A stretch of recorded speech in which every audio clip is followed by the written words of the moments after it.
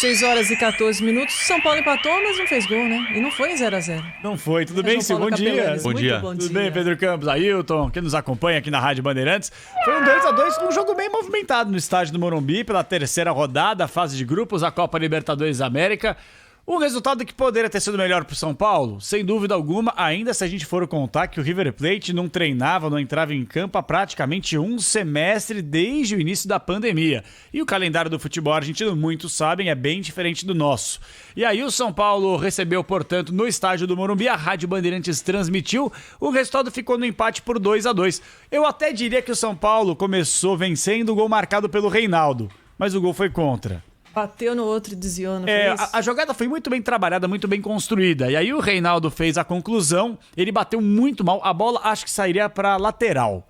E aí desviou no Enzo Pérez, matou o goleiro Armani. E quando a gente imaginava que o São Paulo poderia ter feito o segundo, construiu uma vitória, com mais, talvez, se consolidar um pouco mais com o técnico Fernando Diniz, tomou a virada, primeiro gol marcado pelo Borré, e aí depois o jogador Álvares fez o segundo gol, e o São Paulo 2 minutos depois, já na reta final do segundo tempo, e mais um gol contra, o Anguilhere acabou colocando a bola pra dentro, resultado final 2x2. Esse resultado poderia ter sido bom pro São Paulo? Poderia ter sido melhor? Poderia. Agora, antes empatar do que tomar um 5x0 em Sil e Pedro Campos, hein? Quem diria o Flamengo... O que aconteceu? Sabe quando você tá no computador, que nem você tá agora, Sil, e dá tela azul? Acho que é isso que aconteceu com o Flamengo. Jogando em casa, né? Jogando fora, jogando lá fora? em Quito. Jogando em Quito, no Equador. Tá certo. São Paulo que foi aqui. Tá certo. Isso, pegou a equipe do Independente Del Valle, do bom, excelente treinador Miguel Ángel Ramírez, que deu totó na temporada passada. Pedro Campos vai se lembrar na Neoquímica Arena, jogando pela Copa Sul-Americana, a semifinal. E a situação é a seguinte: essa é a pior derrota de um brasileiro, atual campeão, na história da Copa Libertadores da América. E eu lembro que o Atlético Paranaense em 2002 tomou um 5x0 do América de Cali, também pela fase de grupos, então o Flamengo ele repetiu esse, não vou nem falar que é um feito, né, porque repetiu essa tragédia, esse vexame que é tomar 5x0, e agora as notícias são que o Domenech Torrent, técnico da equipe do Flamengo, já está balançando no cargo em 1 mês e meio de trabalho. Futebol brasileiro não é para amadores.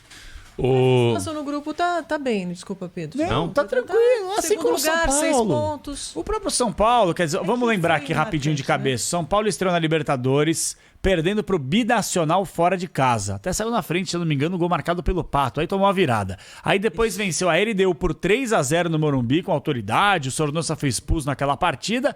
E agora vem de empate. E o Flamengo vinha de 2 vitórias. Claro, com o comando do Jorge Jesus, ainda no começo do primeiro semestre e tal, mas o Flamengo tá tranquilo na tabela de classificação ainda. Del Valle tá com 9 pontos, 3 vitórias em 3 jogos, o Flamengo 6 pontos, o Júnior Barranquilla com 3 e o Barcelona de Guayaquil nenhum.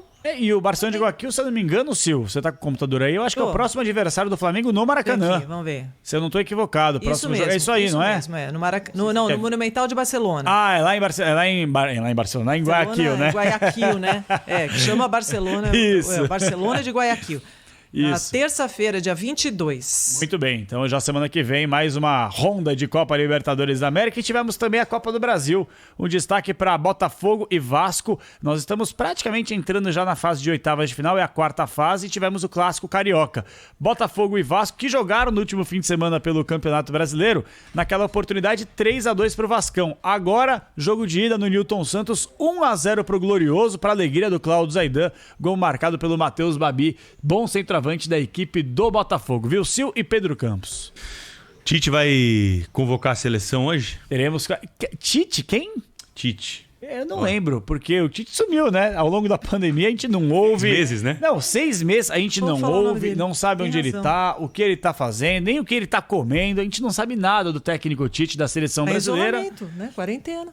Tudo bem, mas tem aí o Skype, né? Tem as coisas. Ele não se manifestou em nenhum momento ao longo da pandemia para poder falar sobre o atual momento do futebol brasileiro, sobre os jogadores que ele tem analisado. A gente viu o Tite na semana passada acompanhando o jogo do Flamengo. e só, mais nada, sem notícias do Tite. Mas, como o Pedro lembrou muito bem, tem a convocação hoje, então a tendência é que a partir do meio-dia e meia, nós já tenhamos aí a convocação para os 2 jogos da abertura das eliminatórias para a Copa do Mundo Qatar 2022. Jogos importantes, claro que a Rádio Bandeirantes vai ficar em cima, vai transmitir e principalmente informar o ouvinte Bandeirantes. São jogos importantes contra a Bolívia e contra o Peru e teremos a estreia da eliminatórias para a seleção brasileira na Neoquímica Arena, na antiga Arena Corinthians. Então tem muita gente que antes tinha o ingresso e tal, agora obviamente sem torcida, o pessoal vai ter que rever essa situação. Bom, depois de 6 meses e o futebol no mundo todo parado, é de se esperar grandes mudanças aí na chamada do Tite, ou Capelanes? Ah, Pedro, eu vou ser bem sincero, eu não acredito muito não. Tava até conversando agora há pouquinho com o JP Vergueiro no Primeiro Jornal. É claro que o futebol europeu tá voltando agora no seu reinício de temporada. Campeonato alemão, italiano, começando nesse fim de semana, com transmissão da TV Band, com o Show do Esporte, com Elia Júnior, Glenda Kozlovski. Mas eu particularmente não acho que teremos grandes mudanças, não. Tendência é que o Gabigol, entre outros atletas, sejam convocados, então eu vou ficar bem surpreso se o Tite esboçar aí muitas novidades nessa primeira convocação para a disputa das eliminatórias para a Copa do Mundo do Qatar 2022. Esse é o João Paulo Capelanes, né? Que manja tudo de esporte, está sempre conosco aqui no Pulo do Gato da Rádio Bandeirantes e vai trabalhar no fim de semana em que jogo, hein, João Paulo Capelanes?